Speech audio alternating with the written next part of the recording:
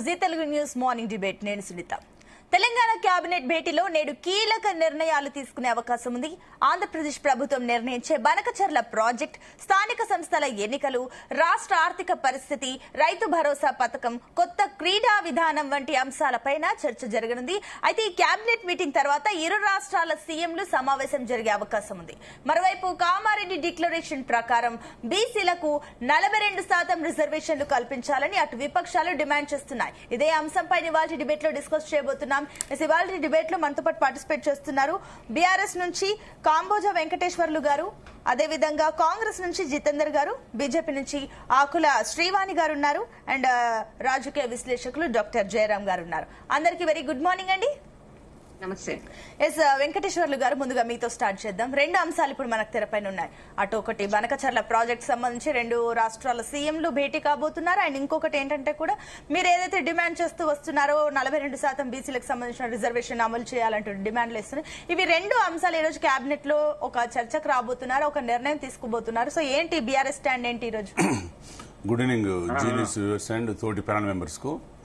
ఈరోజు కేబినెట్ లో చర్చించాల్సిన అంశాలు చాలా ఉన్నాయి, కానీ బనకచర్లలో కాంగ్రెస్ గవర్నమెంట్ వెనుకబడిపోయింది. ఎందుకంటే వాళ్ళు చేయలేక గత 20 నెలలుగా మా మీద నెట్టివేస్తున్నారు బనకచర్లకు ఉద్దేశం. యాక్చువల్లీ గోదావరి కృష్ణ అనుసంధాన ప్రాజెక్టు బనకచర్ల ఇవాళ 80,000 కోట్లతోని 240 టీఎంసీల నీళ్లు గోదావరి జలాలను తీసుకోవాలని ఆంధ్రప్రదేశ్ గవర్నమెంట్ గౌరవ చంద్రబాబు నాయుడు గారు ప్రయత్నాలు చేస్తున్నారు. కానీ గోదావరి నది మీద ఉన్నటువంటి వాళ్ళ వాటాలు 200 సంవత్సరాలకెళ్లి వాళ్ళు వినియోగం చేసుకుంటున్నారు. కానీ తెలంగాణకు రావాల్సినటువంటి గోదావరి నదా జలాల వాటా 950 పైచిలకు టీఎంసీలు మనకు రావాలి. కానీ మనం కాళేశ్వరం కట్టుకున్న తర్వాత 241 టీఎంసీలు మనకు రావాలి. కానీ కాళేశ్వరం ఎత్తిపోతల పథకం కూడా ఈ కాంగ్రెస్ గవర్నమెంట్ వాళ్ళు ఏదో పిల్లర్లు సాకు చూపించి ఇవాళ లిఫ్ట్ ఇరిగేషన్ వాటర్ తీసుకురాలేదు. మేమేమంటున్నాం బీఆర్ఎస్ పార్టీగా, గోదావరి బేసిన్లో రావాల్సిన వాటాలు తేల్చకుండా బనకచర్లకు మీరు కేంద్ర ప్రభుత్వము అక్కడ ఆంధ్రప్రదేశ్ ప్రభుత్వాలు ఎలా కుమ్మక్కై డిపిఆర్ ముందుకు తీసుకొస్తాయి. ఇంకొక అంశం ఏంటంటే బనకచర్ల అనేది తెలంగాణకు ఇవాళ ఒక గొడ్డలు పెట్టులాగా తయారైంది. దాన్ని మేము తీవ్రంగా వ్యతిరేకిస్తున్నాం. పాత లెటర్ల మీద మేము ఎప్పుడో బనకచర్ల మీద లెటర్లు రాసినామని ఉత్తమ కుమార్ రెడ్డి గారు పాత డేట్ల మీద ప్రెస్ మీట్లో లెటర్లు చూపించారు.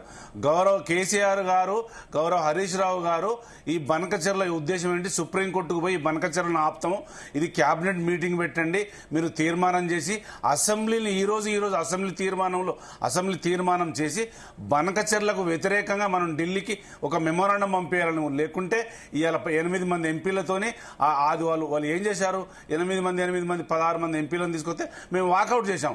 ఆయన ఏదో రాజకీయ అంశాలు మాట్లాడుతుంటే తెలంగాణకు మన వాటర్ సోర్సెస్ ఎలా తీసుకురావాలనే దాని మీద చర్చ జరగాలి తప్ప కేసీఆర్ గారు తిట్టడం, వాళ్ళు కుమ్మక్క ఇలా బీజేపీ కాంగ్రెస్ కుమ్మక్కుతోనే అటు టీడీపీ కుమ్మక్కుతోనే ఇలా బనకచర్లు వస్తుంది. కాబట్టి మేము బనకచర్లను బీఆర్ఎస్ పార్టీ తీవ్రంగా వ్యతిరేకిస్తుంది. ఇంకొకటి ఏంటంటే రెండవది కామారెడ్డి డిక్లరేషన్. గౌరవ రేవంత్ రెడ్డి గారు గత ప్రభుత్వం బీఆర్ఎస్ ఉన్నప్పుడు క్లియర్ గా చెప్పిండు, మేము కామారెడ్డి డిక్లరేషన్ లో 42% విద్యా ఉద్యోగ రాజకీయ అంశాలను తీసుకొచ్చి బిల్లు పాస్ చేసి గవర్నర్ ఆమోదం చేసి మేము ఢిల్లీకి పంపిస్తామని చెప్పారు. మరి ఆ రోజు రేవంత్ రెడ్డి గారు దగ్గర ఇది 9th షెడ్యూల్లో చేర్చాలి, 243 ఆర్టికల్ సవరించాలి, 9th షెడ్యూల్లో చేర్చడం మీ వల్ల కాదు. 42% ఎలా ఇస్తారో చెప్పట్లేదు. ఇప్పటికైనా మీరు 42% ఎలా ఇస్తారు, రాజకీయంగా ఎంపీటీసీలు, సర్పంచ్లకు, జడ్పీటీసీలకు 42% ఎట్లా ఇస్తారో చెప్పి ఎలక్షన్కి రండి. అది కాకుండా మీరు ఎలక్షన్కి రావద్దు. నేనేమంటున్నానంటే మీరు తీర్మానం ఢిల్లీకి పంపంగానే కాదు, అక్కడ కేంద్ర ప్రభుత్వంలో ఉన్న బీజేపీ ఒప్పుకుంటుందా ఒప్పుకోదని చెప్పండి. ఇలా భారతదేశంలో ఉన్న 50% క్యాప్ ఉంది. ఓన్లీ మెడ్రాస్లోనే అక్కడ 50% దాకా 60% వరకు బీసీ ఉంది. ఎందుకంటే వాళ్ళు 1992లో వాళ్ళు 9th షెడ్యూల్లో చేర్చారు. కాబట్టి తమిళనాడు ఒక్క దగ్గరనే 50-60% బీసీ రిజర్వేషన్ ఉంది. ఇది ఎక్కడ కూడా లేదు. ఆ రోజు గౌరవ్ కేసీఆర్ గారు 2014-15లోనే ఆర్ కృష్ణయ్య గారితో, మందకృష్ణ గారితో పెట్టి 35% బీసీ రిజర్వేషన్, ఎస్సీ రిజర్వేషన్ పెట్టి ఆ రోజు ఢిల్లీకి పంపితే అప్పటి నుంచి ఇప్పటివరకు పెండింగే ఉంది. కానీ వీళ్ళు మసిమూసి మారేడుగా చేసి కామారెడ్డి డిక్లరేషన్ అని ఇలా తెలంగాణ ప్రజలను కన్ఫ్యూజ్ చేస్తున్నారు. ఇటు చేవెళ్ళే డిక్లరేషన్ కన్ఫ్యూజే, వరంగల్ డిక్లరేషన్ కన్ఫ్యూజే, కామారెడ్డి డిక్లరేషన్ కన్ఫ్యూజే, మళ్ళీ ఒకటి ఏంటంటే బనకచెర్ల కూడా కన్ఫ్యూజే.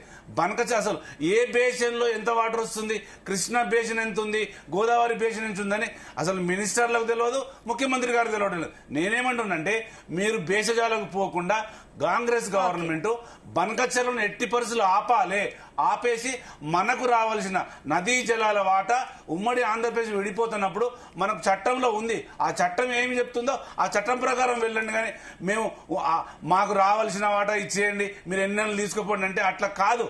మీరు నికర జలాల వాటా ఎంత, వరద జలాల వాటా ఎంత చేల్చిన తర్వాతనే మీరు గోదావరి బేసిన్ ఉన్నటువంటి అంశాలను పరిణామం తీసుకొనే ముందుకెళ్ళాలి తప్ప మీరు బనకచెర్ల కట్టడానికి ఎట్టి పరిస్థితుల్లో బీఆర్ఎస్ పార్టీ కానీ ఇక్కడ ప్రజలు కానీ ఎట్టి పరిస్థితుల్లో ఒప్పుకోవడానికి ఛాన్స్ లేదు. ఓకే, ఎస్ శ్రీవాణి గారు, గుడ్ మార్నింగ్ అండి. నమస్తే అండి. ఎస్, రెండు అంశాలు ఉన్నాయి. ముందుగా బనకచెర్ల ప్రాజెక్ట్ గురించి మాట్లాడుకుందాం. సో ఏం చెప్తారు ఇప్పుడు? ఏదైతే రాబోయే రోజుల్లో అటు Telangana CM and AP CM ఇద్దరు కూడా భేటీ అయ్యి బనకచెర్ల ప్రాజెక్ట్ గురించి ఒక నిర్ణయం తీసుకోబోతున్నారు కాబట్టి, సో తెలంగాణ రాష్ట్రం నుంచి అయితే బనకచెర్ల ప్రాజెక్ట్ సంబంధించి పూర్తిగా వ్యతిరేకత ఉంది, నీళ్లు మళ్ళీ తీసుకుపోయే ఛాన్సెస్ ఉన్నాయంటూ కూడా ప్రజలు కూడా కాస్త ఆందోళన వ్యక్తం చేస్తున్నారు. కాబట్టి ఏంటి ఈ విషయంలో తెలంగాణ బీజేపీ కార్యకర్తల స్టాండ్ ఏంటి? ప్రజలకి ఏది మంచిది, రాబోయే తరానికి ఏది మంచిది, దానికోసమే బీజేపీ ఇప్పుడు కాదు ఎప్పటి నుంచో పనిచేస్తూ ఉంటుంది. నిజంగా కూడా ముఖ్యమంత్రి గారు చిత్తశుద్ధితోటి ఓట్లేసి గెలిపించిన ప్రజలకు న్యాయం జరగాలి. కేవలం ఇప్పుడున్న సంవత్సరాలు ఈ రోజు కోసం కాకుండా మళ్ళా వచ్చే జనరేషన్ అంటే ఫ్యూచర్ జనరేషన్ కోసం ఏది మంచిదో ఆ నిర్ణయాలు తీసుకుంటే బాగుంటుంది. దానికి తోడు రీసెంట్ గా కూడా ఉమ్మడిగా అందరూ పార్టీ వాళ్ళతోటి కూడా వాళ్ళు సమాచారం ఇవ్వడం జరిగింది, సమావేశాలు నిర్వహించడం జరిగింది. దాంతో పాటుగా అందరినీ ప్రజలలో నుంచి ఇరిగేషన్ డిపార్ట్మెంట్ లో నుంచి మంచి సూచనలు తీసుకొని ఏది మంచిది ఇప్పటి కోసము కాకుండా నెక్స్ట్ జనరేషన్ కోసం ఆలోచించి ఏది మంచి జరిగితే అలాంటి నిర్ణయాలే తీసుకోవాలి. పొలిటికల్ ఎజెండా పక్కన పెట్టేసి రాష్ట్రం మంచి కోసం ఆలోచిస్తే బాగుంటుందన్నది నా ఒపీనియన్.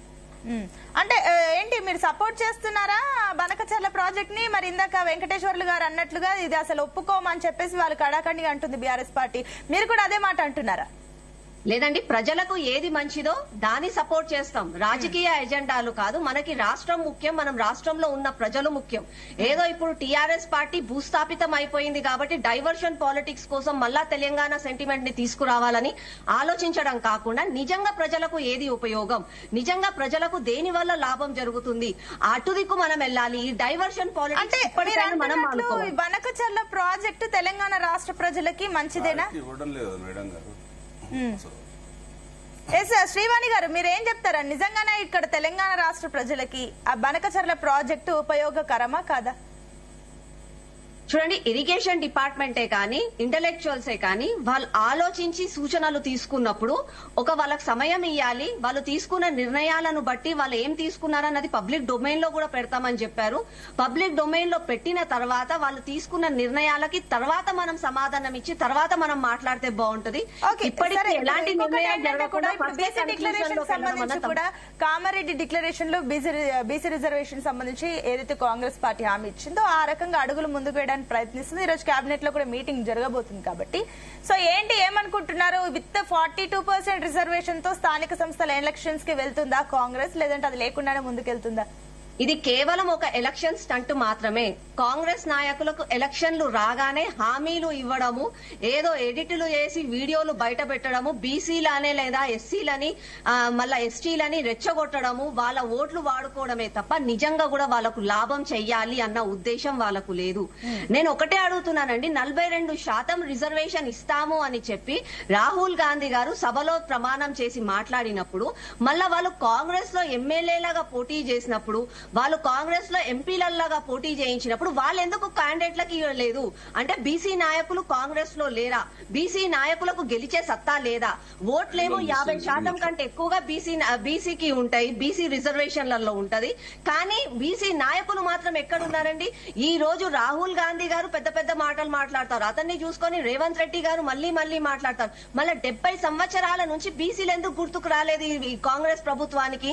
ఆ రోజేమో బీసీ కులగణన కులగణనే చేయలేదు. తర్వాత 2011లో కులగణన చేసి ఆ రోజు కాంగ్రెస్ ప్రభుత్వం దాన్ని ఇగ్నోర్ చేసింది. మళ్ళా ఈ రోజు కొత్తగా రాహుల్ గాంధీ స్టాండ్ తీసుకొని నేను బీసీకి న్యాయం చేస్తాను అని మాట్లాడడం అంటే నిజంగా కూడా ఇది ఒక ఇన్సల్ట్ చేస్తున్నట్టుగా అనిపిస్తుంది. అంటే కేవలం బీసీలను ఓట్ల కోసమే వాడుకుంటున్నారు, రాజకీయ లబ్ధి కోసం వాళ్ళు వాడుకుంటున్నారు. నిజంగా కూడా బీసీల పైన అంత ప్రేమ ఉంటే రేవంత్ రెడ్డి గారిని రాజీనామా చేయమనండి. మన పొంగులేటి గారు ఎంతమంది లేరండి బీసీ నాయకులు కాంగ్రెస్ లో, వాళ్ళకి ముఖ్యమంత్రి పదవిని ఇవ్వమనండి. ఎందుకు ఇవ్వట్లే అంటే ఈ రోజు కూడా బీసీలు కనిపించట్లే వాళ్ళకి. పొద్దున్న లేసి బీసీ కులగణన, బీసీ నాయకత్వం వర్ధిల్లాలి, బీసీలకు న్యాయం చేస్తామని మాట్లాడతారు.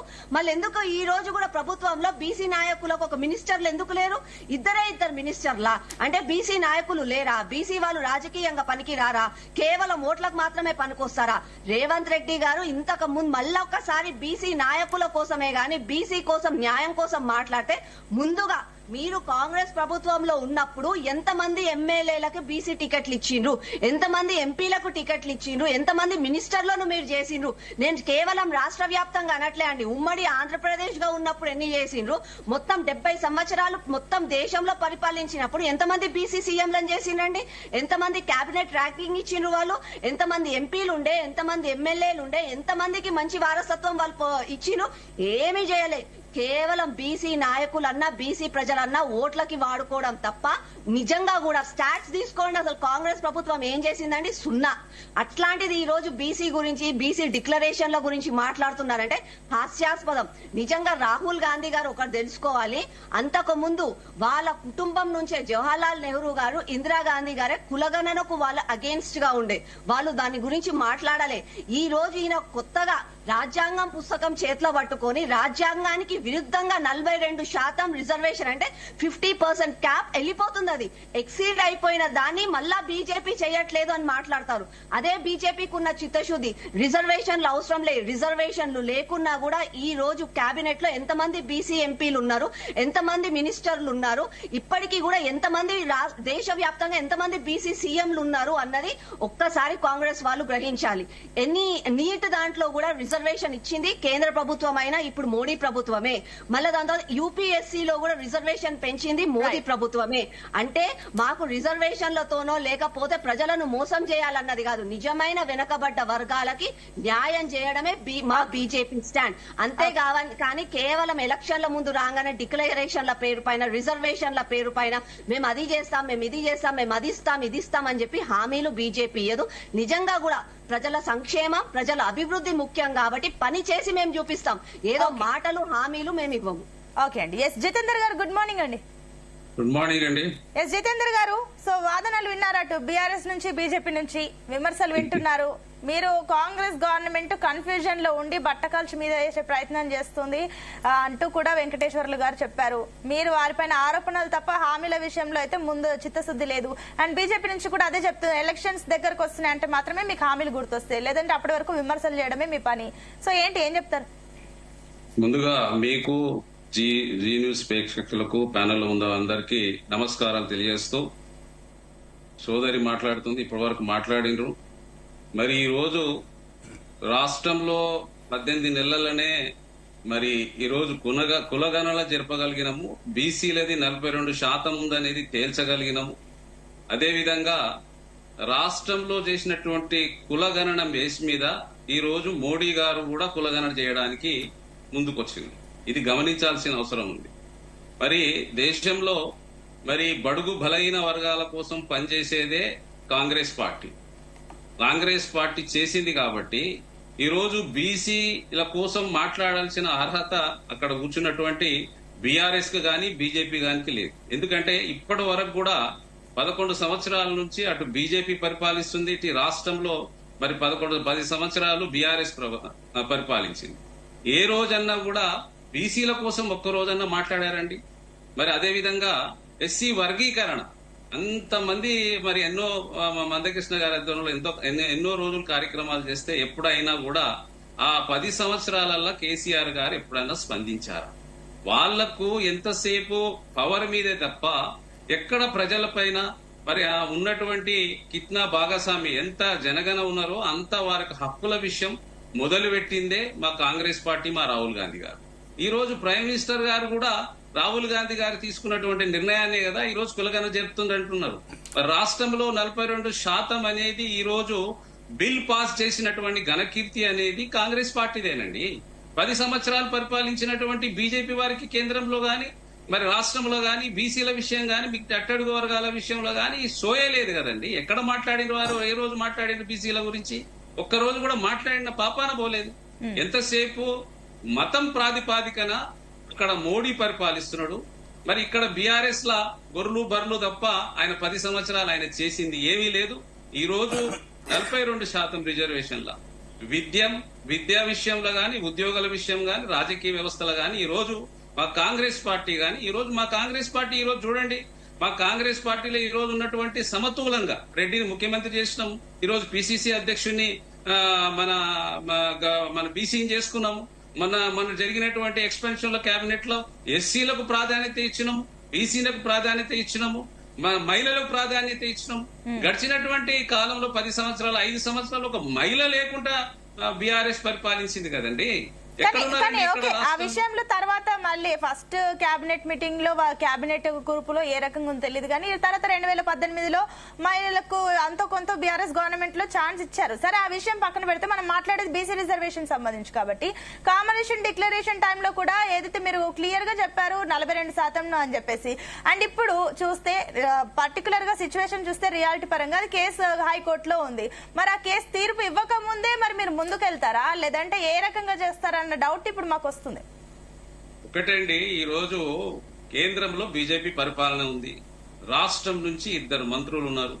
మరి 9th షెడ్యూల్ పెట్టి పార్లమెంట్ లో పాస్ చేయించి బీసీలకు రిజర్వేషన్ ఇవ్వచ్చు కదా. మేము ఆల్రెడీ మా పని పూర్తి చేసుకున్నాం. ఇక్కడ బీసీలపై చిత్తశుద్ధి ఉంటే బీజేపీకి ఈ రోజు కేంద్రంలో రాష్ట్రానికి మేము చేసినటువంటి బిల్లు ప్రవేశపెట్టిన దాన్ని ఆమోదించి చట్టం తీసుకురావచ్చు కదా.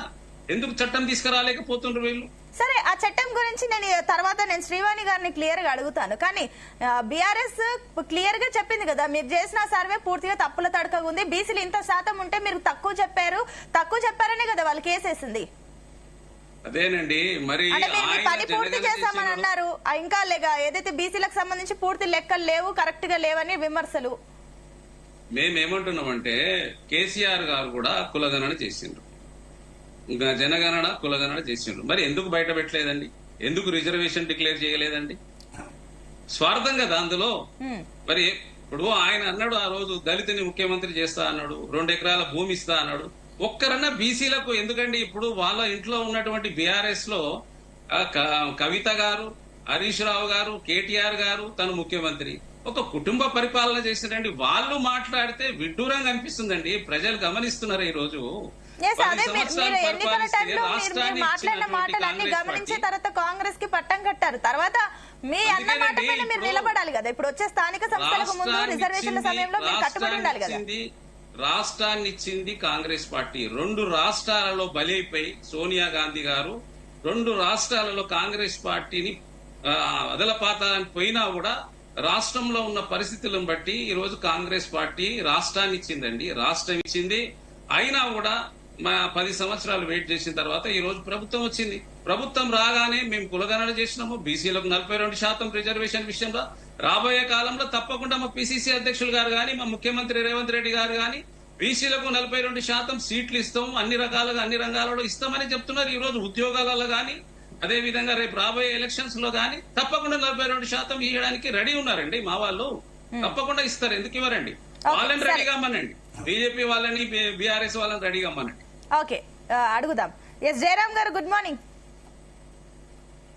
Very good morning Sunitha. S Jayaram garu, so ఏం చెప్తారు?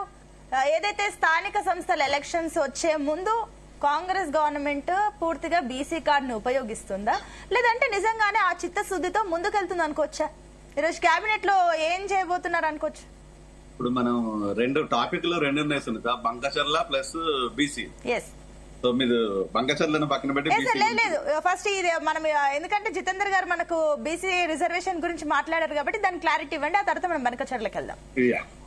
సో బీసీ రిజర్వేషన్ గురించి పాపం 3 పార్టీలు చాలా కష్టపడి మేము ఉద్ధరిస్తున్నామంటే బీసీలను మేము ఉద్ధరిస్తున్నామని మెడలో కండు వేసుకొని చాలా కష్టపడి మాట్లాడుతున్నారు. చాలా కృతజ్ఞతలు బీసీల తరపు నుంచి పార్టీలో ఉన్న నాయకులకు, పార్టీ అధినేతలకు కూడా. కాకపోతే ఇక్కడ జరుగుతున్న విషయం ఏంటంటే బీసీలు 42% ఉన్నారా అనేది ప్రధానమైన ప్రశ్న. అంతకంటే ఎక్కువ లేరా? అంటే ఇక్కడ రిజర్వేషన్స్ లో ఉండే డాక్యుమెంట్ రాజ్యాంగం చెప్పే విధానం వేరు, ఇక్కడ జనాభా ఉన్నది వేరు. జనాభాలో ఉన్నది బీసీలు అబోవ్ 50% అనే విషయం ఏ చిన్న పిల్లగాని అడిగినా చెప్తారు. కానీ రాజకీయ పార్టీలు 42% ఫిక్స్ అయిపోయింది. ఓకే, అది పక్కన పెట్టండి. నెక్స్ట్ వచ్చేసి మరి బీసీలకు రిజర్వేషన్ ఇవ్వడానికి రాజ్యాంగం ఏం చెప్తుంది, రాజకీయ పార్టీలు ఏం చెప్తుంది? రాజ్యాంగం వచ్చేసి 50% రిజర్వేషన్ దాటి చేయకూడదు. ఏదైనా కూడా 50% లోనే రిజర్వేషన్లు అన్ని పూర్తి చేసుకోవాలి. ఇది జనాభాకు సంబంధం లేదు, ఓన్లీ పర్సంటేజ్ కి మాత్రమే ప్రాధాన్యత ఇవ్వాలనేది రాజ్యాంగం చెప్తుంది. సో ఇది రాజ్యాంగంలో ఉన్న మూల సూత్రము. రాజ్యాంగాన్ని పాటించాలన్నది కామన్ సెన్స్ అనేది ఏ రాజకీయ పార్టీకి ఉందో లేదో నాకు తెలియట్లేదు. సో అధినాయకులకు కూడా ఇది రాజ్యాంగంలో ఇది ఉందన్న విషయం తెలియదు, ఉన్నదో లేదో కూడా తెలియదు. కానీ బీజేపీ ఒక అడుగు ముందేసి పేదలు అంటే అగ్రకులంలో ఉన్న పేదలు చాలా ఇబ్బందులలో ఉన్నారు అనే దాన్ని ఒకటి ప్రజల్లోకి తీసుకొచ్చేసి అసలు అగ్రకులం అనేదే 10% లేదు. సో వాళ్ళకు 10% రిజర్వేషన్ కేటాయించి అడావుడిన కేటాయించేసి, ఎందుకంటే మోడీ ఓసీ నుంచి బీసీగా మారిపోయింది కాబట్టి ఇప్పుడు అగ్రకులం కాస్త పేదలుగా మారిపోయారు కాబట్టి, సో ఆ ఉద్దేశాన్ని అనేది కాంగ్రెస్ చాలా సందర్భంలో చెప్పారు. నేను చెప్తున్నది కాదు, బీఆర్ఎస్ కూడా అదే మాట చెప్పింది. సో ఇక్కడ 10% రిజర్వేషన్ పట్టుకొచ్చేసి ఆ 50% లో చేర్చిండ్రు. ఇప్పుడు 50 ఉండాలనో 60 ఉండాలనో కూడా పార్లమెంట్ డిసిషన్ తీసుకోలేదు. మరి అది 50నా 16 అనేది ఇంతవరకు తీర్చలేదు. ఇది ఒక మోసం. ఇంకో ప్రధానమైన మోసం ఏంటంటే, ఇప్పుడు ఒకవేళ మీ రాజకీయ పార్టీల కనుక చిత్తశుద్ధి ఉన్నట్టయితే, మీ నాయకత్వానికి చిత్తశుద్ధి ఉన్నట్టయితే, ఏ రాజ్యాంగం ఏ చట్టాలు అక్కర్లేదు, మీ రాజకీయ పార్టీ లోపల ఆ 42% మీరు చెప్తున్న 42% ఎందుకు ఇవ్వరు అనేది ప్రధానమైన ప్రశ్న. ఇది ప్రజల నుంచి వస్తున్న ప్రశ్న. 42% ఏ రాజకీయ పార్టీ అని ఇవ్వచ్చు, దానికి రాజ్యాంగం అక్కర్లేదు, ఇంకేది అక్కర్లేదు, ఏ చట్టం కూడా అక్కర్లేదు. ఇప్పుడు దానికి ఎవరు బాసులు అంటే, మరి బీజేపీకి ఒక బాస్ ఉంటది, ఇటు ఆర్ఎస్ఎస్ అందామా లేకపోతే బీజేపీ నాయకులు అందామా, ఒక బాస్ ఇజం అయితే ఉన్నది. మరి వాళ్ళు ఇవ్వచ్చు, దాంట్లో ఎవరికి ఇబ్బంది. కాంగ్రెస్ కో బాస్ అనేది సోనియా గాంధీ గారు లేదందామా, లేదనుకుంటే వాళ్ళ సిడబ్ల్యూసి అందామా, ఒక బాస్ అనేది ఉంటుంది. ఆ వాళ్ళు కూడా ఇవ్వచ్చు, దానికి ఉండదు. సో బీఆర్ఎస్ పార్టీ వచ్చేసి కేసీఆర్ అందామా, లేదంటే కేసీఆర్ నాయకత్వం అందామా, వీళ్ళకి ఒక బాసిజం ఉంది. మరి దీనికైతే ఎవరికి అభ్యంతరం లేదు. 42 కాదు, 52 కాదు, 70% కూడా ఇవ్వచ్చు, 90% కూడా రిజర్వేషన్స్ ఇవ్వచ్చు, 100% రిజర్వేషన్ ఇవ్వచ్చు. ఇది ఏమి ఇవ్వకుండా ఓన్లీ డ్రామాలు మాత్రం ప్లే చేస్తున్నారు అన్ని రాజకీయ పార్టీలు. అంటే మీ దగ్గర ఇవ్వరు, అది చెయ్యరు, కానీ బీసీల గురించి మాట్లాడుతుంటారు. అరే భయ్, ఏం మాట్లాడుతున్నాం మనం? కొంచెమన్నా తెలివి ఉండి మాట్లాడుతున్నామా లేక మాట్లాడుతున్నామా? నీ పార్టీలో నువ్వు ఇవ్వడానికి ఏ రాజ్యాంగం అక్కర్లేదు, నువ్వు ఇయ్యవు, అది చెయ్యవు. కాంగ్రెస్ ఉన్నప్పుడు చేయలేదు, ఇప్పుడు బీజేపీ ఉన్నప్పుడు చేయదు. దీన్ని చట్టబద్ధత చెయ్యమంటే వీళ్ళకి ఆ దమ్ము ధైర్యం లేదు. ఎందుకంటే రాజ్యాంగం అడ్డుపడుతుందిగా, రాజ్యాంగాన్ని విస్మరించి చేయకూడదు కదా. పార్లమెంట్ లో ఈ 50% ఉండాలి కదా. మరి 50% 60% చేద్దామా, 70% చేద్దామా అనే దాని మీద మళ్ళీ ఒక చర్చ జరగాలి. అంటే మీకు స్టేట్ వైడ్ చేస్తున్న వాటి లోపల ఈరోజు తమిళనాడు, హర్యానా, కేరళ, ఒరిస్సా ఇలాంటి కొన్ని రాష్ట్రాల లోపల అబోవ్ 60% రిజర్వేషన్ కేటాయించారు. ఇదైనా మీకు తెలుసో తెలీదో నాకు తెలియదు. ఆ 60% ఎందుకు కేటాయించాలంటే అక్కడ జనాభా దామాషా ప్రకారము మేము వీళ్ళకు న్యాయం చేయాలనే ఉద్దేశంతోనే మేము మా ప్రభుత్వం ప్రకారంగా మేము నిర్ణయం తీసుకుంటామని. ఆ ప్రభుత్వాలు నిర్ణయం తీసుకున్నాయి, పార్టీలు నిర్ణయం తీసుకోలేదు. వన్ మోర్ కైండ్ ఇన్ఫర్మేషన్ అంటే ఇక్కడ ప్రభుత్వాల్లో ఉన్న బీఆర్ఎస్ కు ఏ జ్ఞానం లేదు, ఇప్పుడు కాంగ్రెస్ కు అసలే లేదు. మరి మీ ప్రభుత్వాలుగా మీరు చెయ్యరా లేదా పార్టీలుగా చెయ్యరు? రెండు చెయ్యరు. మరి దేని గురించి మాట్లాడుతున్నట్టు మనం? బీజేపీ గురించి అది చెప్పాల్సిన పని లేదు. ఈ రోజు అత్యధికంగా రాష్ట్రాల లోపల బీజేపీ ప్రభుత్వం ఉన్నది. ఈ రోజు భారతదేశానికి తలమానికం లాంటి పార్లమెంట్ లోపల బీజేపీ ప్రభుత్వం ఉన్నది. మరి మీరు చేయొచ్చుగా. ఇంకా జయరామ్ గారు, సునీత చెప్పండి మళ్ళీ ఒకసారి ప్లీజ్. బనకచర్ల ప్రాజెక్ట్ గురించి ఏం చెప్తారు? అటు ఏదో చంద్రబాబును ఒప్పించగలరా ఈ ప్రాజెక్ట్ ఆపేయడం విషయంలో సీఎం రేవంత్ రెడ్డి? మీకు రంగస్థలం అనే ఒక సినిమాలో పాట ఉన్నది, ఈ జట్టునుంటావా ఆ జట్టునుంటావా అన్నది. ఇవి 2 జట్లు ఉన్నాయి. ఈ 2 జట్ల లోపల ఒకటి వచ్చేసి కేసీఆర్, జగన్మోహన్ రెడ్డి ఒక జట్టు, ఈ రోజు రేవంత్ రెడ్డి, చంద్రబాబు నాయుడు, జనసేన అండ్ టీడీపీ ఒక జట్టు. ఈ 2 జట్లలో ఉన్నది ఎక్కడ న్యాయం జరుగుతుంది? ఈ జన్మలో జరిగేదా న్యాయం? బంగచర్ల లోపల తెలంగాణకు నీళ్లు స్పష్టంగా వస్తాయా అంటే ఎట్టి పరిస్థితిలో రావు. ఈ రోజు కేసీఆర్ ప్రభుత్వము, నెక్స్ట్ వచ్చేసి వైసీపీ ప్రభుత్వము, బీఆర్ఎస్ ప్రభుత్వం, వైసీపీ ప్రభుత్వం వచ్చినా కూడా ప్రజలకు అన్యాయమే జరిగింది. ఈ రోజు జనసేన అండ్ టీడీపీ, బీజేపీ ప్రభుత్వం ఒక కూటమి, ఈ రోజు కాంగ్రెస్ ఉన్నా కూడా జనాలకు అన్యాయమే జరుగుతుంది. ఈ 2 జట్లు ఉన్నంత కాలము, ఈ జట్లు కట్టినంత కాలము ప్రభుత్వ పాలన లేదు. ఈ రోజు పార్టీల పాలన మాత్రమే ఉన్నది. ప్రభుత్వ పాలన అంటే నిజంగా గనక రేవంత్ రెడ్డి ఏం చెయ్యాలి? ఈ రోజు నీ రాష్ట్రానికి సంబంధించినంత వరకు నీ రాష్ట్ర ప్రజల కోసం మాత్రమే నువ్వు కొట్లాడాలి. ఎక్కడ నువ్వు కొట్లాడింది నాకు అర్థం కాదు. ఎక్కడ నువ్వు స్టేట్మెంట్ ఇచ్చింది లేదు. ఈ రోజు చంద్రబాబు నాయుడు వచ్చేసి ఏదో ముసలి కన్నీరు కార్చుకుంటూ నేను దేశం కోసమే లేదు ప్రజల కోసం ఉన్నా అంటే, నువ్వు ఏపీ ప్రజల కోసం ఉన్నా అని చెప్పి మేము ఒప్పుకుంటాం. కానీ తెలంగాణ ప్రజల కోసం నువ్వేం చేసినావా నాకు అర్థం కాదు. అరిగిపోయిన రికార్డు హైటెక్ సిటీ గురించి మాట్లాడడం తప్ప ఇంకా అంతకుమించి ఇంకేమైనా చేస్తున్నావా? లేదు. ఈరోజు నేను తెలంగాణకు నేనే ముఖ్య కారకుని, జాతిపితనని చెప్పుకునే మన కేసీఆర్ నువ్వు మాత్రం ఏం చేశావు? మీ వ్యక్తిగత ప్రయోజనాల కోసము వాళ్ళు వీళ్ళు వాళ్ళ ప్రయోజనాల కోసం మాత్రమే ఈరోజు నీళ్లు, నిధులు, నియామకాలు అనే ఒక పోరాటాన్ని మీ అవసరాల కోసం ఉపయోగించుకొని ఈరోజు జనాలను పిచ్చోళ్ళని చేస్తున్నారు. ఇది జనానికి అర్థం కాలేదా? అర్థం అయితేనే కదా కాంగ్రెస్ కు ఓటేసింది. మరి కాంగ్రెస్ కు అర్థం కావాల్సింది ఏంటంటే, ఈ రోజు మనం ఇట్లనే చేస్తే బీజేపీ రూపానో లేకపోతే ఇంకొక పార్టీ రూపానో వచ్చేసి మళ్లీ వచ్చి అధికారం చేజారిపోతుందన్న విషయాన్ని రేవంత్ కి అర్థం కాకపోవడం ఈ రోజు బాధాకరమైన విషయం. ఎందుకంటే రేవంత్ ఈ రోజు ఉద్యమం చేయలేదు, రేవంత్ కు ఉద్యోగం వచ్చింది. ఉద్యమం చేసింది ప్రజలు, మేము ప్రజల్లో ఉన్నది మేము ఉద్యమం చేస్తే ఈ రోజు నీకు ఉద్యోగం వచ్చింది రేవంత్. అంతే తప్ప నువ్వు ఉద్యమం చేసింది ఏం లేదు. ఇక ప్రజలు ఉద్యోగం చేస్తే ఈరోజు కులానికి, కుటుంబానికి అధికారం వచ్చింది కేసీఆర్ కు. అంటే ఈ రోజు తెలంగాణ రాష్ట్రాన్ని లోపల దోపిడీ మాత్రమే జరుగుతుంది. పార్టీల రూపాలలో కాదు, ప్రభుత్వంలో రూపం లోపల ప్రజల కోసం వ్యక్తిగత ప్రయోజనాల కోసం. ఓకే అండి, మళ్ళీ వస్తానండి. ఎస్ వెంకటేశ్వర్లు గారు ఒక నిమిషము జితేందర్ గారి దగ్గర ఒక చిన్న క్లారిటీ తీసుకుందాం. జితేందర్ గారు, సో ఈ ప్రాజెక్టు విషయంలో మొన్నటి వరకు అయితే ప్రెస్ మీట్ లో క్లియర్ గా అటు కేసీఆర్, జగన్ ఇద్దరు కలిసి కుమ్మక్కై వారి వల్లనే ఇప్పుడు బనకచర్ల ప్రాజెక్ట్ ముందుకెళ్తుంది, తెలంగాణ రాష్ట్రానికి తీవ్ర అన్యాయం జరుగుతుందని చాలా విషయాలు మాట్లాడడం జరిగింది. అయితే ఇప్పుడు చంద్రబాబు నాయుడిని నిజంగా ఒప్పించగలుగుతారా? మరి జయరాం గారేమో క్లియర్ గా చెప్తున్నారు కదా, ఇప్పుడు తెలంగాణకు సీఎం గా ఉంటూ అటు చంద్రబాబు నాయుడికి సంబంధించి ఏపీ ప్రజలకు సంబంధించి పనిచేస్తున్నారని. సో ఏమంటారు?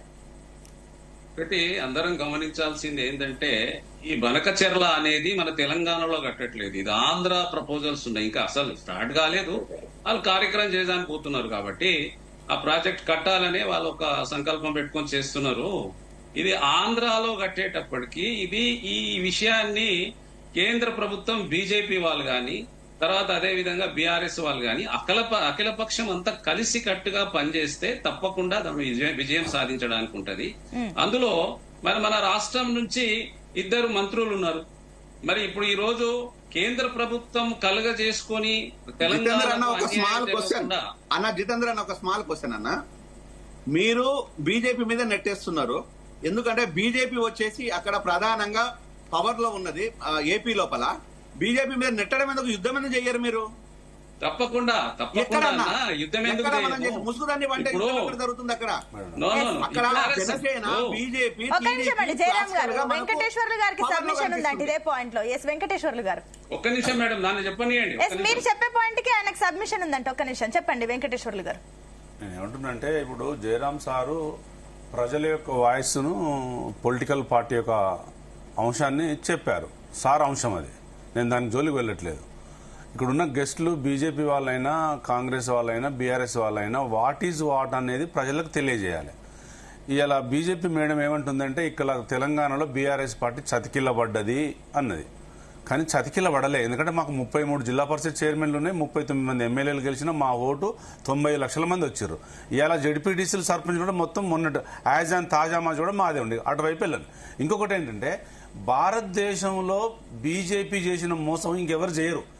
బీసీలను ఎట్లా చేస్తారంటే, 2019లో ఈడబ్ల్యూఎస్ చట్టం తీసుకొచ్చారు, ఎకనామికల్లీ వీక్ సెక్షన్. అయితే ఎకనామికల్లీ వీకర్ సెక్షన్ ఉన్నత వర్గాల బీదలకు ఇవ్వాలి, కానీ ఎట్లా ఇవ్వాలి? వాళ్ళ వాటా తేల్చినాక ఇవ్వాలి. మీరు 10% లేని ఓసీలకు మీరు 10% ఎట్లా ఇస్తారు? మీరు మొత్తం ఉన్నదే 5% ఉన్న వాళ్లకు ఎకనామికల్లీ వీకర్ సెక్షన్ చట్టం తెచ్చి 2019లో మీరు రాజ్యసభలో పార్లమెంటులో బిల్లు పాస్ చేసేసి ఎకనామికల్ వీకర్ చట్టం ఇచ్చేసారు. అంటే ఇది బీజేపీ వాళ్ళు బీసీలను చేసిన పెద్ద దగ.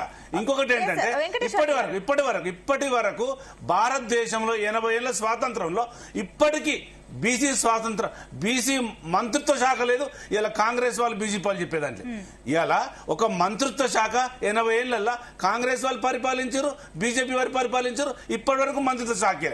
ఇవన్నీ పక్కన పెడితే ఇవాళ పార్టీలకు అతీతంగా ఎవరైనా బీసీఏ.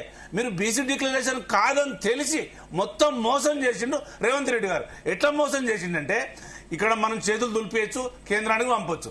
42% ఇవ్వడానికి సుప్రీంకోర్టు ఒప్పుకోదు. పార్లమెంటులో బిల్లు పాస్ కావాలి, 9th షెడ్యూల్లో చేర్చాలి. కానీ మసిమూసి మారేడుగాయలు చేసి ఇలా రాజకీయ పభ్యం చేయడం కోసమే చేస్తారు. ఒకవేళ మీకు క్లారిటీ ఉంటే ఇప్పుడు కాంగ్రెస్ గెస్ట్ ఏమన్నారంటే 2019-14లో మీరు కులగణన కుటుంబ సర్వే చేశారు, కరెక్ట్ కాదన్నారు. 99% కుటుంబ సర్వే చేసి MHRD వెబ్సైట్ లో పెట్టాము, అది అందరికి ఉంది. మేం చెప్పడం ఏంది? ఇలా జనగణన అనేది కులగణన అనేది రేవంత్ రెడ్డి సరిగా చేయలేదు. ఎట్లా చేయలేదు అంటే సంచార జాతులను వదిలేసిండు, బీసీ కులాలను వదిలేసిండు, ఇవాళ సేవా కులాలను వదిలేసిండు. రంగారెడ్డి హైదరాబాద్ లో 50% కులగణన జరగలేదు. మీరు కులగణన సరిగా చేస్తే 1,19,00,000 కుటుంబాల దగ్గరికి వెళ్ళాలి. మీరు వెళ్ళింది 1,05,00,000 మంది దగ్గరికి. అసలు తెలంగాణ జనాభా ఎంత ఉంది కదా, కాంగ్రెస్ దగ్గర డెప్త్ లేదు. ఎలక్షన్ కమిషన్ ఇచ్చినటువంటిది 3,60,00,000 మంది ఇలా ఓటర్స్ ఉంటారు, 4 కోట్ల ప్రజలు ఉంటారని చెప్తారు. మీరు చెప్పేది 3,30,00,000 ఓటర్స్, 3,50,00,000 జనాలని చెప్తారు. అంటే ఎలక్షన్ కమిషన్ చెప్పింది కరెక్టా, కాంగ్రెస్ చెప్పింది కరెక్ట్ కూడా తేల్చలేకపోతే. అంటే ఒకటే అండి వెంకటేశ్వర్లు గారు, మీరే ఇప్పుడు బీజేపీని విమర్శిస్తున్నారు, బీజేపీ పూర్తిగా మోసం చేస్తుందని పబ్లిక్ కి. అండ్ మరి ఇప్పుడు అదే బీసీలకు మద్దతుగా కవిత ఏదైతే ఉద్యమం చేయబోతుందో దానికి సంబంధించి బీజేపీ ఎంపీ ఆర్ కృష్ణయ్యకి సంబంధించి మద్దతు అడుగుతున్నారు కదా, మరి దానికి ఏం చెప్తారు? ఇది అంశం, బీసీలకు న్యాయం చేయాలనేది అంశం. ఇలా మేము గవర్నమెంట్ లేము, వాళ్ళు మంచిగా చేస్తామని దొంగ హామీలు ఇచ్చి గెలిచారు, చేయాలి. మా పోరాటం ఏంటంటే ఏ పార్టీకైనా బీసీలకు న్యాయం చేయండి. మీరు కామారెడ్డి డిక్లరేషన్ లో ఇస్తారన్న వాటా తేల్చండి. ఒక సంవత్సరం వెంకటేశ్వర ఒక చిన్న మాట, ఒక మాట ఏంటంటే మీ కవిత బీసీ పోరాటాన్ని నెత్తిన పెట్టుకున్నది. ఇంతకు అది బీఆర్ఎస్ ఏజెండానా కవిత ఏజెండానా? అవును, జాగృతి ఏజెండా. జాగృతి ఏజెండా అంటే మీకు బీఆర్ఎస్ సంబంధం లేనట్టే కదా, మీరు చేయనట్టే కదా. నేను ఏమంటున్నంటే ఇప్పుడు చేస్తున్నట్టే కదా. జయరాం సార్ ఒక్క నిమిషం అండి జయరాం గారు, ఒక్క నిమిషం. శ్రీవాణి గారికి కూడా ఒక క్వశ్చన్ ఉందంట, ఇద్దరికి కలిపి ఆన్సర్ చేయండి. శ్రీవాణి గారు. తప్పకుండా. టీఆర్ఎస్ నాయకులు మాట్లాడుతున్నారు బీసీ కులగణన గురించి, బీసీ నాయకుల గురించి. మళ్ళీ వాళ్ళు 10 సంవత్సరాలు అధికారంలో ఉన్నప్పుడు ఎంతమంది నాయకులను వాళ్ళు మినిస్టర్లను చేసిండ్రు, ఎంతమంది ఎంపీలను చేసిండ్రండి? 2018లో వీళ్ళు సెకండ్ టర్మ్ లో ఉన్నప్పుడు 17 మంది మొత్తము మినిస్టర్లు, అంటే ఇద్దరు బీసీ మినిస్టర్లు ఆ రోజు. అంటే ఆ రోజు బీసీ నాయకులు వీళ్ళకి కనిపించలేదా? ఈ రోజు కవితమ్మ కొత్తగా బీసీ కులగణన గురించి, బీసీ నాయకత్వం గురించి మాట్లాడుతుంది. మళ్ళీ ఆమె అధికారంలో ఉన్నప్పుడు ఎంతమంది బీసీ నాయకులకు వాళ్ళు టికెట్లు ఇచ్చారు, ఎంతమంది గెలిచిన నాయకులకు శ్రీవాణి గారు ఆయన ఆన్సర్ వెంకటేశ్వర్లు గారు ఆన్సర్ ఇస్తారు. ఒక్క నిమిషం వెంకటేశ్వర్లు గారు. ఇప్పుడు జయరాం సార్ అడిగింది, మేడం అడిగిన క్వశ్చన్ ఒకటే. గత 10 సంవత్సరాలలో బీఆర్ఎస్ గవర్నమెంట్ బీసీలకు ఏం చేసిందని. అంతే కదా, ప్రజలు కూడా అదే అడుగుతారు కదా. కవిత అసలు బీఆర్ఎస్ లకి వెళ్ళి అడుగుతున్నారా, జాగృతికి వెళ్ళి అడుగుతున్నారా క్వశ్చన్. నేనేమంటున్నానంటే ఈ దేశంలో పెరియార్ తర్వాత, ఎన్టీ రామారావు తర్వాత ఓన్లీ కేసీఆర్ బీసీలకు న్యాయం చేసిండు. ఎట్లా చేసిండంటే ఎస్సీ రిజర్వేషన్ ఇలా అసెంబ్లీలో తీర్మానం చేస్తేనే ఎస్సీ రిజర్వేషన్ అయింది, మేము చేయడం వల్ల అయింది. బీసీ రిజర్వేషన్ 2014 గవర్నమెంట్ రాగానే 35% రిజర్వేషన్ అసెంబ్లీలో పాస్ చేసి కేంద్రాన్ని పంపితే అది ఇవాళ పెండింగ్ ఉంది. ఇవాళ మీకు నీలి విప్లవం తీసుకొచ్చినాం. బీసీలకు సంబంధించిన స్కీములు ఎట్లున్నాయి? ఇవాళ భారతదేశంలో ఏ రాష్ట్రానికి లేని ఇవాళ కమ్యూనిటీ హాల్ మొత్తం 139 కులాలకు ఇవాళ హైదరాబాద్ నడి ఒడ్డు మీద గల్లా ఎగిరేసి ఈ కులానికి ఒక క్యాస్ట్ ఒక బిల్డింగ్ ఉందని చేసినాం. ఇవాళ ఒక యాదవులకు గాని, గౌడ్సులకు గాని, రజకులకు గాని, మంగళులకు గాని ఏ కులానికి కేసీఆర్ చేయాలో మీరు చెప్పగలుగుతారా? ఒక చిన్న తప్పులు జరగవచ్చు, మినిస్ట్రీలో వాటా ప్రకారం తేల్చలేకపోవచ్చు.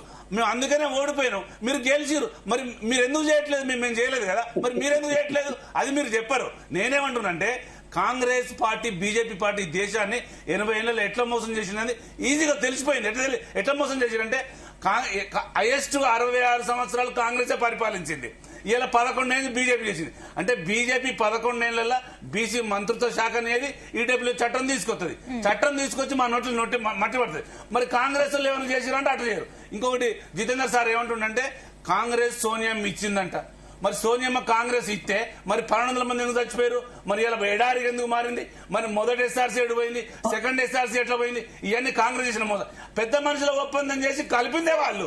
కలుపుడు వాళ్ళ ఒకటే, విడదీయడం వాళ్ళ ఒకటే. ఒకటండి వెంకటేశ్వర్లు, బీసీ రిజర్వేషన్ విషయానికి వస్తే కూడా ఇప్పుడు ఏదైతే బీఆర్ఎస్ నుంచి ఎలాంటి స్టాండ్ లేదు. మొన్న అఖిలపక్ష సమావేశానికి కూడా బీఆర్ఎస్ నేతలు వాకౌట్ చేస్తారు. ఆ సమావేశం మీటింగ్ లేదు, ఓన్లీ అఖిలపక్ష బనకచర్లకు సంబంధించి కూడా అప్పుడు మీరు మేము ఎందుకు వాకౌట్ చేశామంటే ఒక రాష్ట్ర ప్రయోజనాలు కాపాడాల్సిన ముఖ్యమంత్రి గారు అక్కడ రాజకీయం చేశాడు. బనకచర్లను తెలంగాణ ప్రజల కోసం మేము వ్యతిరేకిస్తున్నాం స్టేట్మెంట్ ఇవ్వలే. ఏం స్టేట్మెంట్ ఇచ్చిండు? మాకు 1000 టీఎంసీలు ఇవ్వండి, మీరు ఎన్నో తీసుకోండి అంటాడు. అంటే అదేంది? అది ఒక ముఖ్యమంత్రి మాట్లాడే భాషనైనా?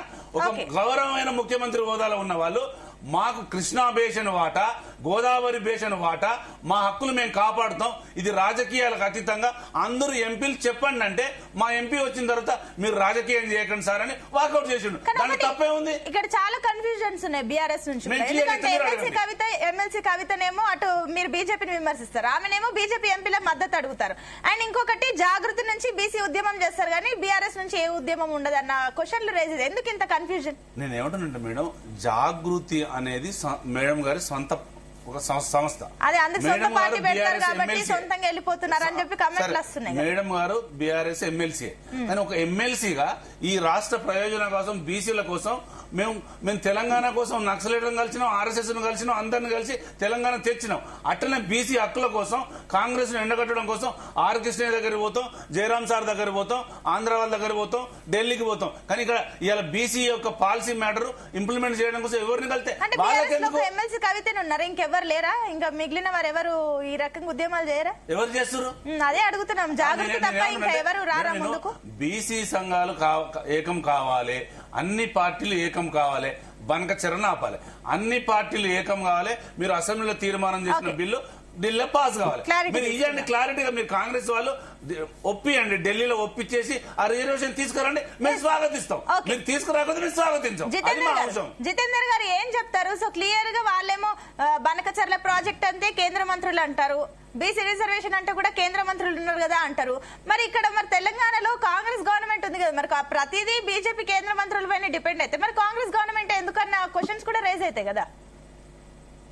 ఇప్పటి వరకు మిత్రులు చెప్పినట్టుగా కవిత గారి స్టాండ్ ఏందో తేల్చుకోమనండి ముందుగా. తండ్రియా, బీఆర్ఎస్ పార్టీయా, టీఆర్ఎస్ పార్టీయా మేము తెలుసుకుంటాం.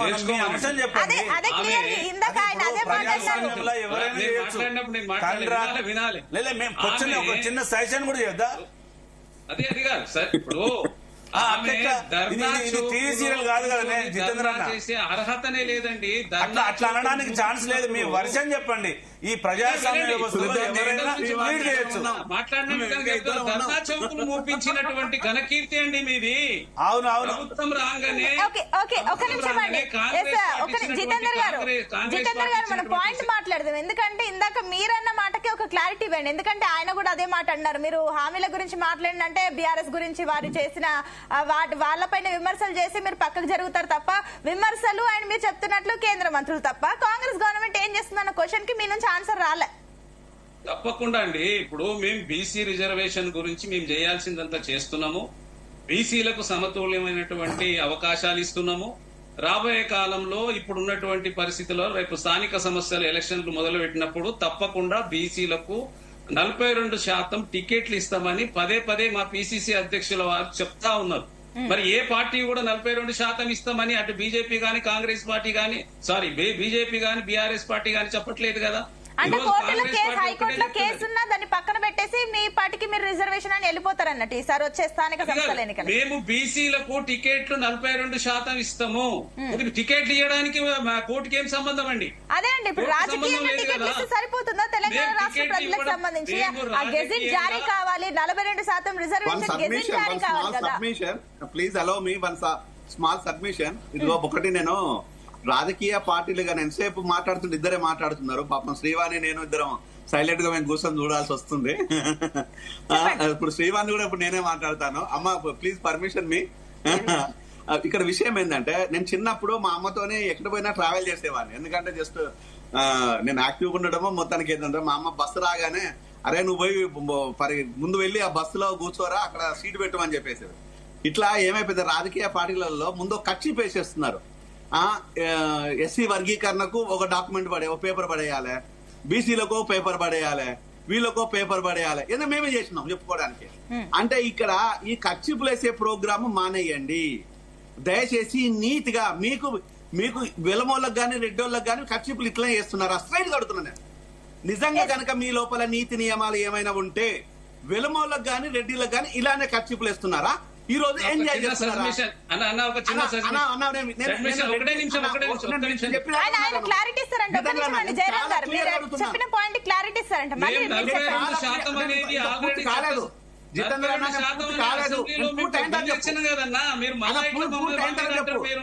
ఆల్రెడీ చట్టాన్ని తెచ్చినాం కదా. మేము అప్రిషియేట్ చేయాలన్నా ఈ విషయంలో మీరు అప్రిషియేట్ చేయాలి. రెడ్డి కులం ఉంటే అప్రిషియేట్ చేయాలి. కాంగ్రెస్ పార్టీ శాతం తెచ్చినమా లేదా? ఒకటి జితేందర్ గారు, సరే మీరు అన్న చట్టమే తెచ్చారు అన్న విషయం చూస్తే మంత్రివర్గంలో కేబినెట్ విస్తరణలో కూడా బీసీలకు అంత శాతం రిజర్వేషన్ లేదు కదా, రెడ్డిలకు ఎక్కువ ఉందని మాట్లాడుతున్నారు. ఇప్పుడు జితేందర్ సార్ ఏమంటుండే అప్రిషియేట్ చేయాలంటుండు. ఓకే, మొన్న మీరు కేబినెట్ విస్తీర్ణ బాగా చేశారు, మేము దానికి అప్రిషియేట్ చేస్తాం. కానీ ఇంకా 3 అట్లే ఖాళీగానే ఉన్నాయి. సరే, ఒకటి కామారెడ్డి డిక్లరేషన్ లా బీసీలకు రిజర్వేషన్ లాగా అదే జయరాం సార్ అదే చెప్తున్నా. ఇలా భారతదేశంలో రాజగోపాల్ రెడ్డి మొత్తుకుంటున్నాడు. జయరాం సార్ భారతదేశంలో 6 మినిస్టర్ లేకుండా పరిపాలించిన కాంగ్రెస్ ఇప్పుడు మన రాష్ట్రంలో ఉంది. ఇంకొకటి ఇప్పుడు బీసీలకు న్యాయం చేయాలంటే కామారెడ్డి డిక్లరేషన్ లా 20,000 కోట్లు సంవత్సరానికి అని చెప్పారు. ఇప్పుడు 2 సంవత్సరాలు అయినాయి, 40,000 కోట్లు మీరు ఇయ్యలేదు. మీ బడ్జెట్ లో పెట్టి మీరు 11,000. అంటే ఇంత దగా ఇక చేయడానికి ఆస్కారం లేదు. బీసీలకు మీరు రిజర్వేషన్ ఇవ్వలేరు, అది వాస్తవం. మేము అంగీకరించడానికి లేదు. మీరు ఇస్తే మిమ్మల్ని పోగొడతాం. ఎట్లా పోగొడతాం? మీరు ఢిల్లీలో బిల్లు పాస్ చేయండి, ఇవ్వండి. మిమ్మల్ని అన్ని పార్టీలో ఉన్న వాళ్ళు, జయరాం లాంటి మేధావులు కూడా మిమ్మల్ని స్వాగతిస్తారు, మిమ్మల్ని భుజాన్ని ఎత్తుకొని శుభాకాంక్షలు చెప్తారు. అంటే అప్పుడు ఆ క్రెడిట్ కాంగ్రెస్ ఇవ్వనివ్వదేమో బీజేపీ. ఒక నిమిషం కనుక్కుందాం. శ్రీవాణి గారు ఏం చెప్తారు? ఎటు చూసినా బనకచెర్ల ప్రాజెక్ట్ అయినా, అటు బీసీ రిజర్వేషన్ అయినా, ఏ అంశం అయినా, మరి తెలంగాణ రాష్ట్రంలో 2 కేంద్ర మంత్రులు ఉన్నారు కదా, బండి సంజయ్ ఉన్నారు, కిషన్ రెడ్డి ఉన్నారు. ఏమైతుంది మరి, ముందుకెళ్తలేదు అని చెప్పేసి అడుగుతున్నారు. మరి ఎందుకు వీళ్ళు పుషప్ ఇవ్వట్లేరు? మన తెలంగాణ రాష్ట్రం వచ్చినప్పటి నుంచి అండి, గత 10 సంవత్సరాలలో ఉన్న టీఆర్ఎస్ ప్రభుత్వము, ఇప్పుడు కాంగ్రెస్ ప్రభుత్వం, వాళ్ళ వైఖరి ఎలా ఉంటదంటే, అయితేనేమో సోమవారం, కాకుంటేనేమో మంగళవారం. ఏమన్నా మంచి పనులు అయితేనేమో వాళ్ళ క్రెడిట్ తీసుకుంటారు, ఏమన్నా కాకపోతే కేంద్రం సహకరిస్తలేదు, నరేంద్ర మోదీ గారు సహకరిస్తలేరని మాట్లాడతారు. This is just a diversion politics అండి. నేను ఒక్కటే మాట్లాడుతున్నాను, చిత్తశుద్ధితోటి మన తెలంగాణకి ఏది మంచి ఏది చెడు అని చెప్పి ఇప్పటికైనా సరే ఓటేసి గెలిపించిన ప్రజలకు న్యాయం చేస్తే బాగుంటది. ఇప్పుడు వీళ్ళు ఏం మాట్లాడుతున్నారు? అది కాదు వర్షన్. మీరు ఏమంటున్నారంటే మాట చిన్న సజెషన్ మేడం.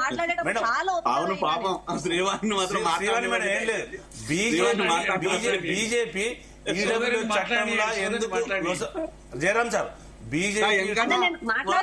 జయరాం గారు ఒక్క నిమిషం, నేను మళ్ళీ మీకు టైం ఇస్తాను. 30 సెకండ్స్ వచ్చాను మేడం, అంటే క్లారిటీ వస్తుంది కదా అని. ఈడబ్ల్యూ చట్టం తెచ్చినప్పుడు 10% తెచ్చారు, దాన్ని 6కో 5కో కట్ ఆఫ్ చేస్తే అందరు స్వాగతించేవాళ్ళు. ఇంకొకటి ఏంటంటే, ఇప్పటికీ మోడీ గారు బీసీ, నేనేమంటున్నంటే పార్టీలకు అతీతంగా మాట్లాడుకుందాం. 11 సంవత్సరాల నుంచి ఒక మంత్రిత్వ శాఖ ఎందుకు ఇవ్వడం అనేది పెద్ద అసలు మిలియనీర్లకు వచ్చినది. శ్రీవాణి గారు ఇప్పుడు టిఆర్ఎస్ నాయకులు కాంగ్రెస్ నాయకులు రిజర్వేషన్ కావాలి ఒక పేపర్ కోసం అని చెప్పి లేదంటే పేపర్ కమిట్మెంట్ కోసం అని చెప్పి పోరాడుతున్నప్పుడు రాజకీయ బద్దంగా వాళ్ళేమి బీసీ నాయకులకు న్యాయం చేశారని నేను అడుగుతున్నాను. నేను స్టాట్స్ ప్రకారంగానే మాట్లాడతానండి. కాంగ్రెస్ 70 సంవత్సరాలు అధికారంలో ఉన్నప్పుడు ఎంతమంది బీసీ సీఎంలను చేసిండ్రు? మొత్తం 2009 లో 206 ఎంపీలు గెలిచినప్పుడు కేవలం 20 నుంచి 25 మాత్రమే బీసీ నాయకులు.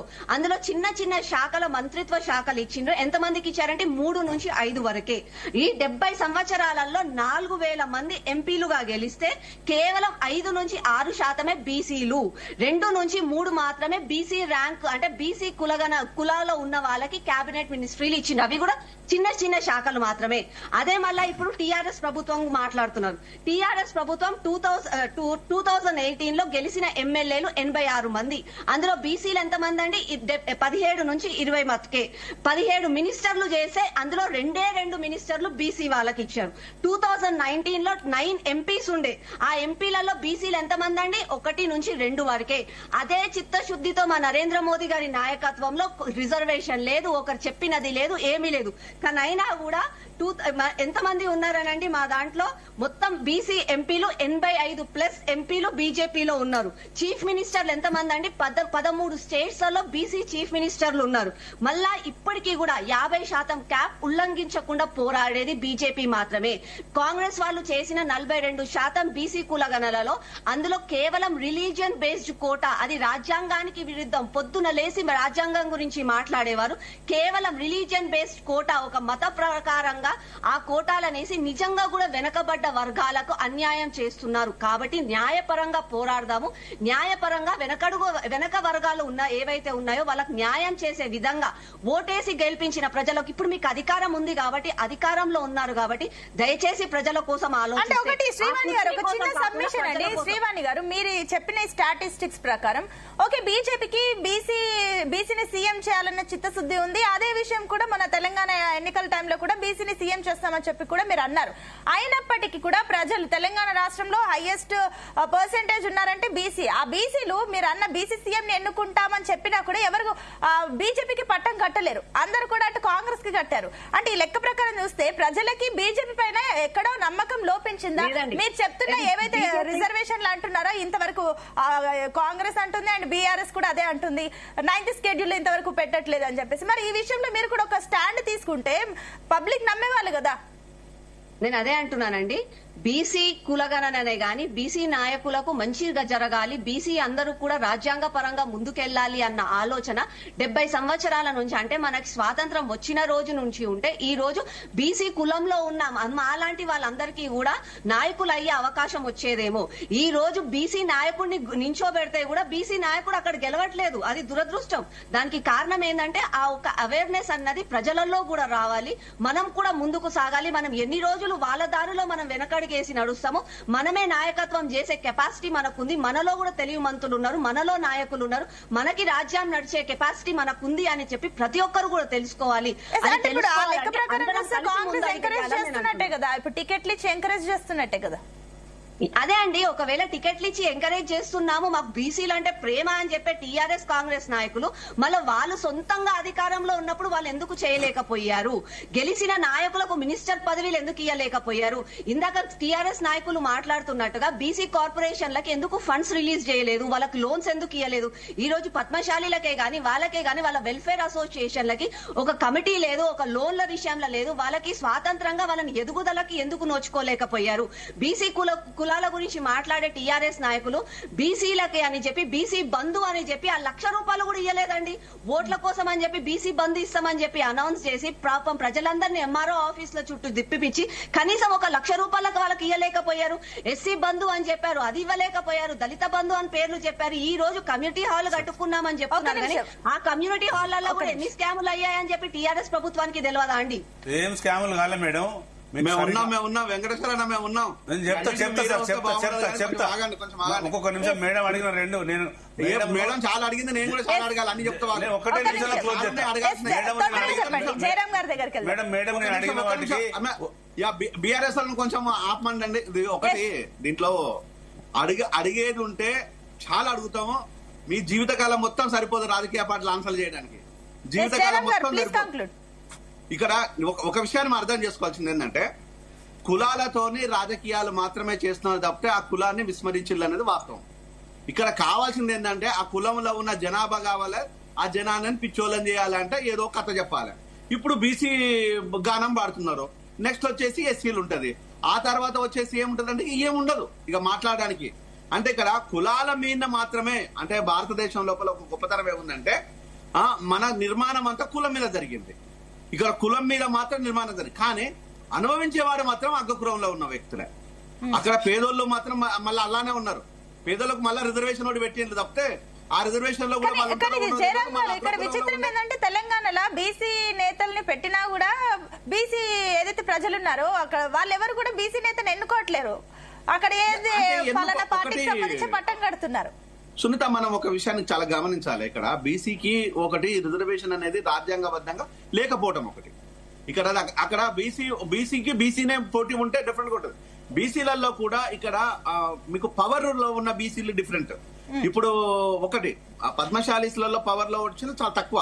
ఇక పవర్ లో ఉన్న బీసీలు మనకు కనిపించగానే అంటే మున్నూరు కాపు, యాదవ, గౌడ్స్, ఈ బీసీలు అనగానే మీకు పవర్ లో ఉన్న బీసీలు. ఎస్సీలు అనగానే మాల లేకపోతే మాదిగా, అత్యధికంగా మాల. సో పవర్ లో ఉండేవి. అంటే ఇక్కడ మళ్ళీ మాదిగలోకి వచ్చేసి మళ్ళీ పవర్ చాలా తక్కువగా వస్తుంటది. అంటే ఇక్కడ పవర్ లో ఉన్న ఎస్సీలను కానీ పవర్ లో ఉన్న బీసీలను కానీ మనం క్రైటీరియాగా తీసుకోకూడదు. దాంట్లో ఉన్న అట్టడుగులో ఉన్న బీసీలను మళ్ళీ ఎందుకు క్రైటీరియా తీసుకోకూడదు? అది కూడా క్రైటీరియా అంటే అక్కడి నుంచి ఎందుకు తీసుకురావడం, అట్టడుగులో ఉన్న ఎస్సీల నుంచి ఎందుకు తీసుకోకూడదు? ఇది ఎవ్వరు ఏ రాజకీయ పార్టీ చెయ్యదు. మళ్ళీ పవర్ పాలిటిక్స్ మాత్రమే చేస్తాయి.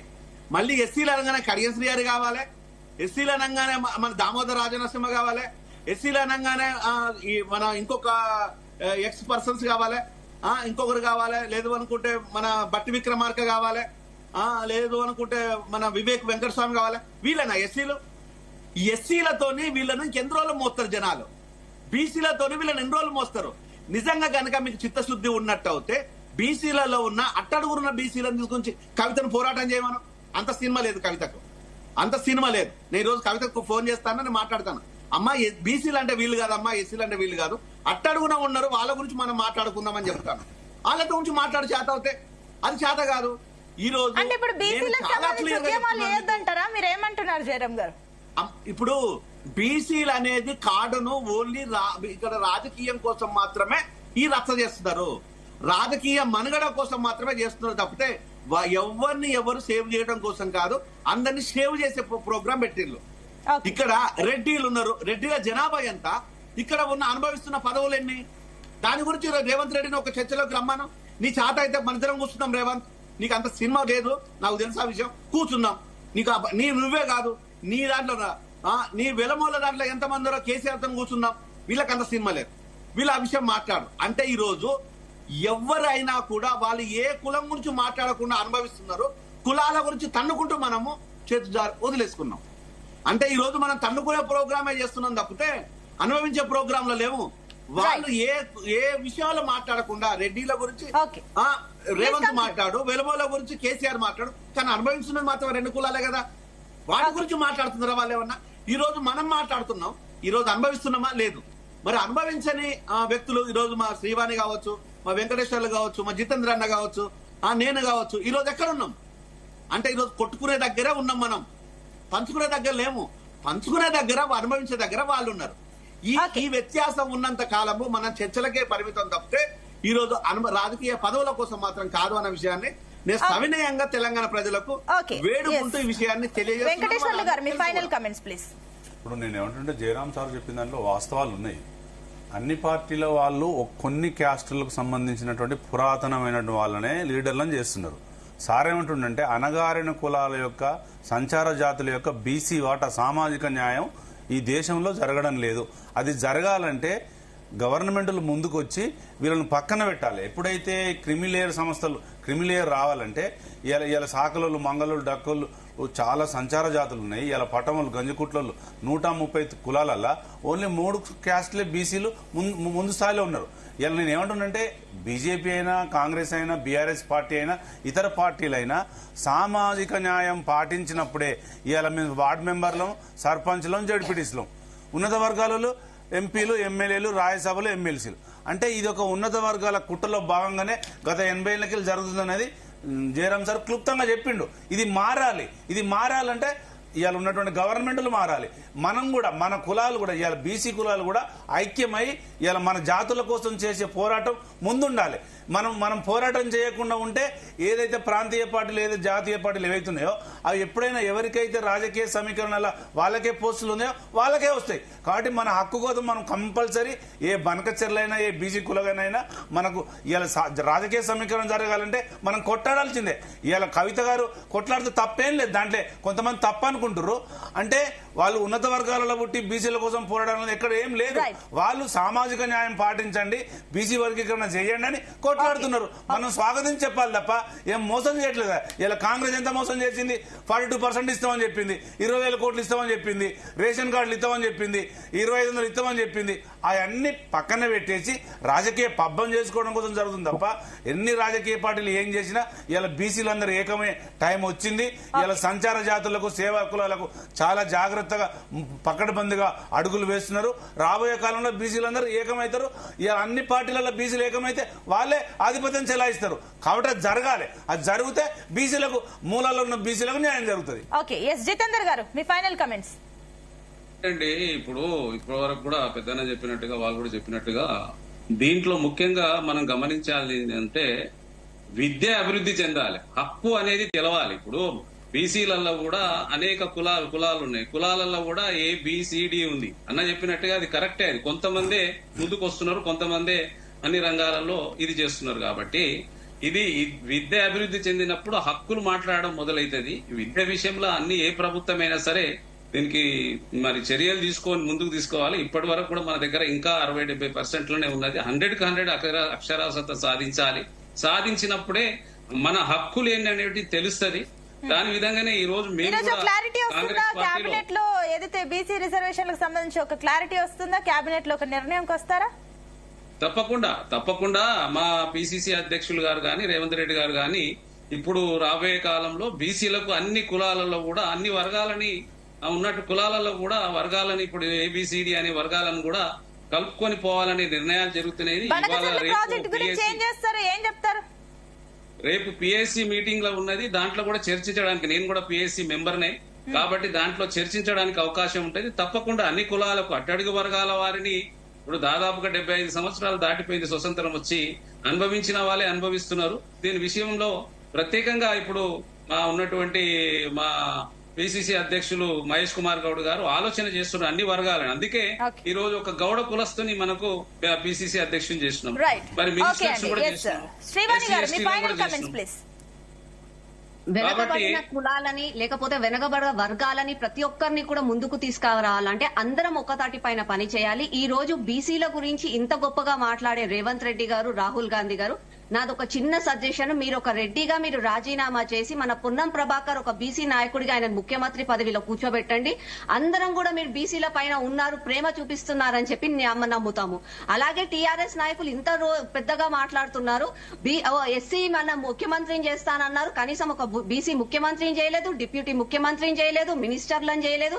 ఈ రోజు కవిత కొత్తగా మాట్లాడుతున్నారంటే, నేను ఒక తెలంగాణ బిడ్డగా మన జాతిపిత అని అంటారు కేసీఆర్ గారిని. గత 10 సంవత్సరాలు ఒక రాజులాగా బతికిన కేసీఆర్ గారు ఆయన మొత్తము ఏమంటారు రాజకీయ పరంగా ఆయన వెనకబడిపోయి ఆ రోజు ఫామ్ హౌస్ లో కూర్చుంటే పాపం ఒక బిడ్డ తనని బాధ పెడుతుంది. ఆ రోజేమో లెటర్ రాసి నువ్వు మంచిగా పని చేయట్లేదు అని చెప్పి ఆ రోజు చెప్పింది. మళ్ళా ఈ రోజు కొత్తగా బీసీల గురించి మాట్లాడుకుంటూ అగేన్స్ట్ ద పార్టీ పోతుంది. కాబట్టి క్లారిటీ, అన్స్టెబిలిటీ వదిలేసి నిజంగా కూడా PR స్టంట్ల కోసం కాకుండా నిజంగా ప్రజల కోసం మాట్లాడి ప్రజల కోసం సేవ చేసి అందరూ కూడా వాళ్ళని స్వాగతిస్తారు. కాంగ్రెస్ నాయకులు ఈ రోజు కొత్తగా ఎలక్షన్ల స్టంట్ కోసం అని చెప్పి బీసీ కులగణన గురించి, 42% రిజర్వేషన్ల గురించి మాట్లాడుతున్నారు. కానీ అదే వాళ్ళు ఇచ్చిన 6 గ్యారంటీల గురించి, వాళ్ళ ఇచ్చిన 6 హామీల గురించి ఎందుకు నెరవేర్చలేకపోతున్నాం, ఎందుకు ప్రజలు ఇంకా వేచి చూస్తూనే ఉన్నారు, ఇంతవరకు ప్రజలను మోసం చేస్తాము, ఆ ఒక్క క్లారిటీ ఇస్తే కూడా బాగుంటుంది. రైట్ అండి, థ్యాంక్ యూ అండి డిబేట్ లో పార్టిసిపేట్ చేసిన అందరికి కూడా. సో మొత్తం ఈ రోజు తెలంగాణ రాష్ట్రంలో అటు అన్ని పార్టీలు, రాజకీయ పార్టీలకు అతీతంగా